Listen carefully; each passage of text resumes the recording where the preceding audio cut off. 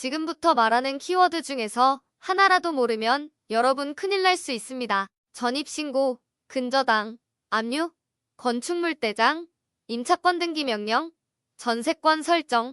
혹시 이 중에서 모르는 단어가 있었나요? 모른다면 집 구할 때 사기 당하기 너무나도 쉽습니다. 하지만 모른다고 걱정 안 하셔도 됩니다. 이 영상만 끝까지 시청한다면 더 이상 사기 당할 일 없거든요. 여러분은 평소에 부동산이 어렵다고 느끼지 않으셨나요? 전문 용어도 많고 법적인 내용도 많다 보니 거부감이 들곤 할 텐데요. 그러다 보니 부동산에 대해 잘 모르는 분들은 집을 고를 때 공인중개사가 알아서 잘해주겠거니 생각하며 안일하게 행동합니다. 하지만 그러면 정말 위험하다는 사실, 공인중개사가 있어도 계속 발생하는 것이 전세 사기이기 때문에 꼭 본인이 스스로 보고 파악할 수 있는 능력이 있어야 합니다. 그래서 준비했습니다. 여러분들이 안전한 집을 찾을 수 있는 능력을 키워주기 위한 영상, 거래할 때 조심해야 되는 집을 구분하는 능력과 부동산의 교과서라고 할 수 있는 등기부등본 및 건축물 대장 누구보다 쉽게 읽는 능력을 키워드릴게요. 정말 쉽고 빠르게 알려드릴 테니 지금부터 집중해서 영상 시청하러 가시죠. 구독과 좋아요, 알림 설정은 영상 제작에 큰 힘이 됩니다. 여러분은 이사를 간다면 어떤 주택으로 가고 싶으신가요? 아파트, 오피스텔, 빌라 등등 정말 다양한 주택이 있을 텐데요. 이 중에서 함부로 들어가면 안 되는 주택이 있다는 것 알고 계셨나요? 여러분들이 집을 구하기 위해 부동산을 돌아다니다 보면 업무용 오피스텔, 근린생활시설, 다중주택 등 다양한 이름을 가진 집들을 마주칠 수 있습니다. 겉보기에도 일반 가정집과 다를 게 없고 부동산 공인중개사분들도 안전하다고 얘기할 텐데요. 하지만 조심하셔야 합니다. 함부로 들어가면 안 되는 주택과 계약을 했다가 나중에 문제가 생길 경우 세입자인 내가 책임을 져야 하는 상황이 올 수도 있기 때문입니다. 가장 큰 문제점은 내가 문제가 있는 집을 모르고 들어가는 경우입니다. 내가 계약하려는 집이 위험한 집이라는 걸 알고 있다면 피할 수라도 있을 텐데 그 사실을 모른 상태로 계약을 해버리면 어떻게 될까요? 그럼 세입자인 내가 굉장히 불리해질 수 있습니다.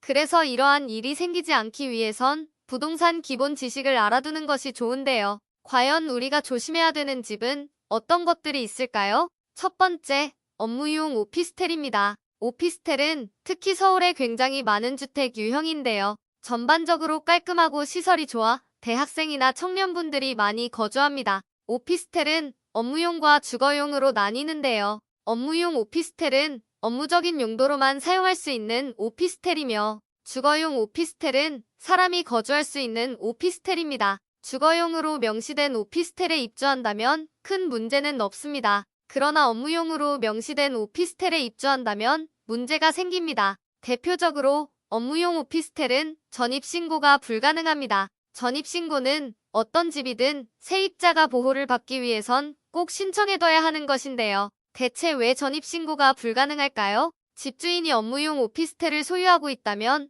세금을 덜 낼 수 있는데요. 만약 세입자가 전입신고를 해버린다면 그 오피스텔은 주거용 오피스텔로 인정받게 됩니다. 그럼 집주인은 덜 냈던 세금을 다시 반납해야 됩니다. 그래서 세입자가 전입신고를 못하도록 계약서상으로 막는 것인데요. 그렇다고 해서 업무용 오피스텔을 꼭 피해야 되는 것은 아닙니다. 전입신고가 안 되더라도 전세권 설정을 할 수 있기 때문입니다. 전세권 설정을 통해서도 세입자는 법적인 보호를 받을 수 있습니다. 하지만 집주인의 동의가 필요하고 신청 금액도 만만치 않다는 부분이 번거로운데요. 따라서 업무용 오피스텔에 들어가고 싶다면 이러한 불편함과 위험을 감수해야 하니 되도록 조심하는 것이 좋습니다. 두 번째, 근린생활시설입니다. 근린생활시설이 뭔지 생소하게 느끼는 분들도 있을 텐데요. 근린생활시설이란 마트, 미용실, 음식점 등 생활에 편의를 줄 수 있는 시설물을 의미합니다. 옛날 디자인부터 최신식 디자인까지 정말 다양하게 생겼는데요.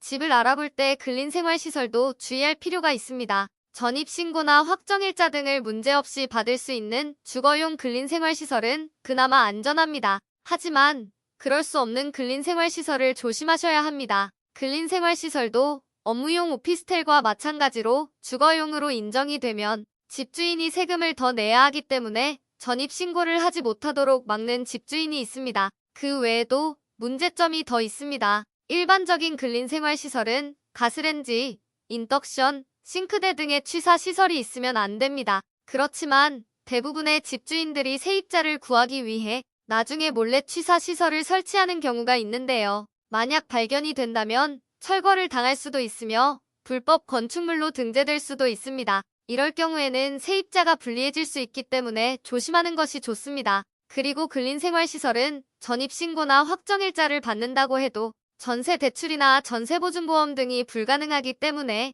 더욱더 조심할 필요가 있습니다. 이외에도 다중주택, 공관, 가정어린이집, 공동생활가정, 지역아동센터 등등 잘못 계약한다면 문제가 생길 수 있는 곳들이 많습니다. 하지만 겉보기에도 일반 가정집과 비슷하게 생겼는데 대체 우리가 어떻게 구분할 수 있는 걸까요? 정답은 등기부등본과 건축물대장에 들어있습니다. 등기부등본과 건축물대장만 잘 읽어도 대부분의 부동산 사기를 피해갈 수 있습니다. 반대로 등기부등본과 건축물대장을 못 본다면 정말로 어떤 사기를 당할지 모릅니다. 뭔가 이름부터 어렵고 내용도 어려울 것 같아서 보기도 전에 겁먹는 사람들이 많은데요. 하지만 한번 알아두면 생각보다 쉽습니다. 여러분이 살아가면서 언젠간 집계약을 할 일이 오기 때문에 한번 배워두면 평생 써먹을 수 있습니다. 공인중개사가 다 해주던데 굳이 제가 배울 필요가 있나요? 이렇게 생각하는 분들도 많으실 겁니다. 하지만 등기부등본과 건축물대장 읽는 방법은 여러분이 직접 배우는 것이 좋습니다.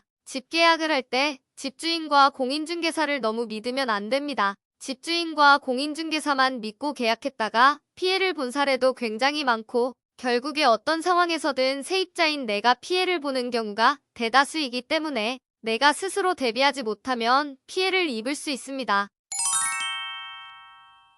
등기부등본과 건축물대장은 워낙 중요한 내용이기 때문에 두 편에서 마저 알려드릴 예정인데요. 두 편에서 등기부등본과 건축물대장을 쉽고 빠르게 읽는 기술 알려드릴 예정이니 놓치지 말고 꼭 같이 시청해보세요. 영상이 도움이 되셨다면 구독, 좋아요, 알림 설정까지 부탁드립니다.